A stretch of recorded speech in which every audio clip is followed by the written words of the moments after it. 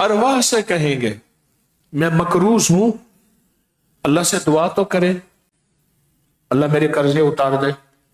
روحوں کو دعا کے لیے کہنا شرک نہیں ہے۔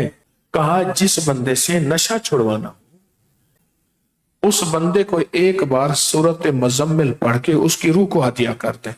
اول آخر 3 دفعہ درود شریف، 1 دفعہ سورت فاتحہ، 3 دفعہ سورت قل هو اللہ مع تسمیہ، یہ پڑھ کے مخدوم محمد ہاشم ٹھٹوی رحمت اللہ علیہ کی روح کو ہدیہ کریں۔